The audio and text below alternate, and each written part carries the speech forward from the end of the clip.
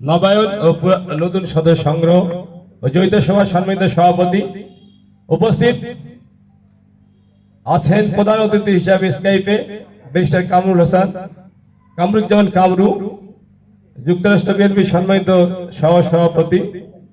প্রধান বক্তা হিসেবে উপস্থিত আছেন ফুলবাড়ী থানা বিএনপির সম্মানিত সাবেক চেয়ারম্যান, সাবেক সভাপতি এবং অধ্যক্ষ খোরশেদ আলম মন্ত্রী ভাই সহ ফুলবাড়ী থানা বিএনপির সম্মানিত নেতৃবৃন্দ, পৌর বিএনপির নেতৃবৃন্দ, যুবদল, ছাত্রদল, স্বেচ্ছাসেবক দল, মহিলা দল সহ সকল সহযোগী অঙ্গ সরকার নেতৃবৃন্দ উপস্থিত, অত্র ইউনিয়নের সম্মানিত নেতৃবৃন্দ, মা বোনেরা, আসসালামু আলাইকুম। হিন্দু ভাইদের জানাই শুভেচ্ছা।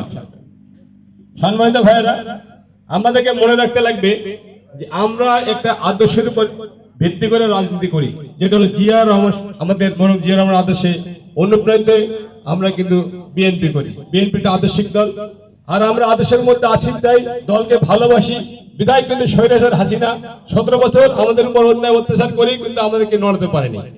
তাই আগামী দিনে আমাদেরকে মনে রাখতে লাগবে যে আজকে যেটুকু যারা করতেছেন, তারা 5 তারিখের পর বিভিন্ন কার্যক্রম করেছে, দলের ভাবমূর্তি নষ্ট করেছে। ইনশাআল্লাহ আশা রাখি যে আগামীতে আমরা যদি সবাই ঐক্যবদ্ধ হবে এদেরকে চিহ্নিত করি এবং আমাদের যে সামনে জাতীয় নির্বাচন আসতেছে, ধানের শেষকে আমরা এই নির্বাচনে সবাই ঐক্যবদ্ধ ভাবে আমরা কাজ করে কাঁধে কাঁধ মিলিয়ে আমরা আমাদের এই আসনের যে মার্কা পাবে তার পক্ষে আমরা কাজ করবো, আমার দলের পক্ষে কাজ করব, আমরা বিএনপির পক্ষে কাজ করবো, যেহেতু আমরা বিএনপি করি। তাই আমি মনে করি যে ইনশাআল্লাহ যারা আজকে এই কর্মগুলো করতেছে অবশ্যই দল এদেরকে ছুড়ে দিবে ইনশাআল্লাহ, এবং একটা সুন্দর পরিচ্ছন্ন দল হিসেবে বিএনপি আগামীতে তারেকের নেতৃত্বে বিএনপি আত্মপ্রকাশ করবে এবং জনগণের পাশে থাকবে।